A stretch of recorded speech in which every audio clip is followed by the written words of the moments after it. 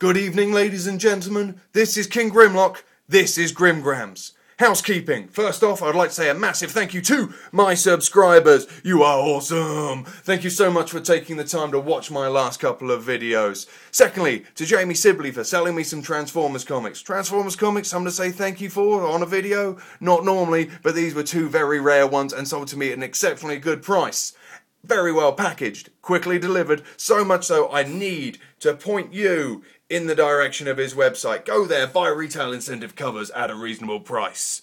Onto the toy we'll be reviewing this evening. Here we have Botcon 2005 Fallback. Fallback. Not Outback as you might be led to believe by the fact that he's a small brown Jeep. No, Fallback. Why is he called Fallback? Because Hasbro let the license to the name Outback lapse, and now thanks to a level of bar and grill houses, we have to refer to our small Aussie friend as Fallback.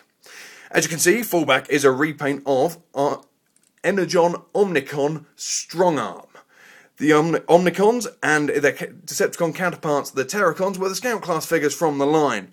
As you will soon learn, most things Energon to me are heinous and disgusting, especially figures that involve that symbol.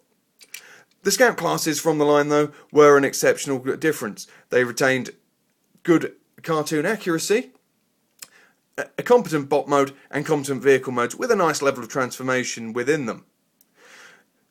This repaint shows off the level of sculpting on the moving wheels very well, as well as round the back and on the bonnet.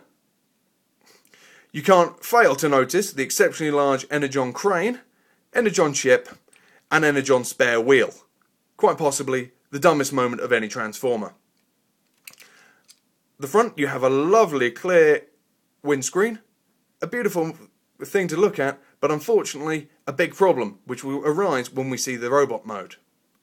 On the whole, this mode is exceptionally successful until you look on the underside. You can see gaping holes at the front, where the legs go, hand view, and yes, we have visible face syndrome. But you can forgive most of this as it is a Scout class. The question is, will we be able to forgive anything of its robot mode? And the robot mode requires some forgiving, as you can see, ladies and gentlemen. We have what is essentially a brick. A slightly articulated brick, there is no doubt about it, but we have a brick. We have good articulation, but it's part of the transformation. Can that really be considered? Maybe. It adds a level to the posability you don't get on normal Transformers, but let's be fair, it's only there as accident. There is good ball jointing at the hips and at the shoulder, and just a normal joint at the knee and at the elbow. Unfortunately, due to this knee joint being the only one on the leg other than the hips, this does lead him to being completely unposable in the leg department. He is also quite back heavy due to the massive wheels, and therefore will not stand up well. As you can see, he stood on that lovely clear blue plastic we were discussing earlier. That's right, to stand up your Botcon exclusive robot, you have to stand him on the only part of the toy where you will really notice the scratches. Not the greatest design concept there, Hasbro. The head sculpt needs forgiving. He has a massive blue monobrow on a blob of silver with two tiny little blobs of yellow, much in keeping with the tan effect on the toy. It's very indistinct and offers nothing of character. The best part of this figure for me is a wonderful hand sculpt. It seems like a strange thing to point out, but for some reason it really does it, with a little gap underneath showing the gradient between his fingers and thumb. The biggest letdown for me is this. This is the port for the crane in vehicle mode, and in robot mode you have no way of getting rid of it. It sticks out like a sore thumb, especially with the colour scheme that they've decided to give this Botcon exclusive figure. If they'd have just made a hole in the top, at the back you would have been able to rotate the piece backwards and out of sight. Energon figures all came with massive Energon parts, as pointed out earlier, and as we know, you've already seen the crane. But what of the spare wheel? Well, ladies and gentlemen, we have an Energon axe. Now this is actually very nice. The sculpted detailing on the axe, when put together, is lovely, and it looks like a big bristling weapon.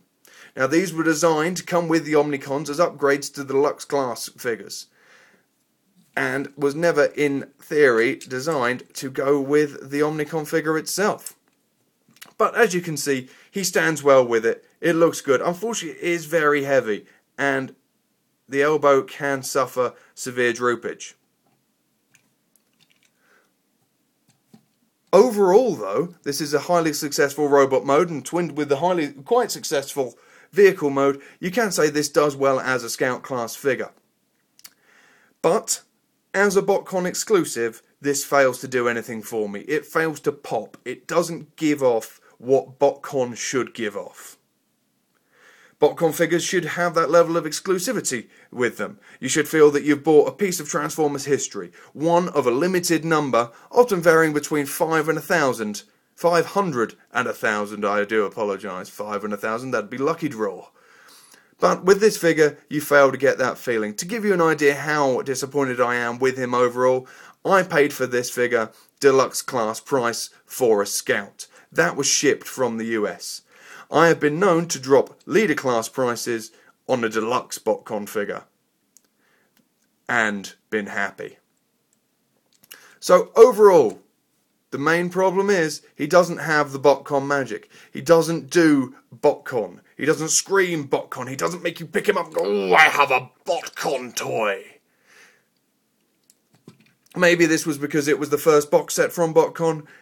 Maybe it was because it was a storyline that nobody really paid much attention to. Whereas the following years of 2006 and the Axelon team set before Beast Wars, in 2007 giving you the Seekers missing from the Classics line, maybe 2005 Descent into Evil just didn't have the story. And with the name change into Fallback and not Outback, it removes any character reference from the Generation 1 series that might give you some love. So, in conclusion, KingGrimlock has to say, if you do need to pick this figure up for whatever reason, I would strongly recommend picking up the full box set rather than just this figure by himself. The box set shouldn't set you back too much and is always available from the Collectors Club if you need to pick him up now. But realistically then, you are getting the paperwork that goes with it, you are getting the comic, you are getting a full story. And you might be able to add something to this guy's back history, which may give you some level of attachment to him. So, this is KingGrimlock with Botcon Fallback, saying bye for now.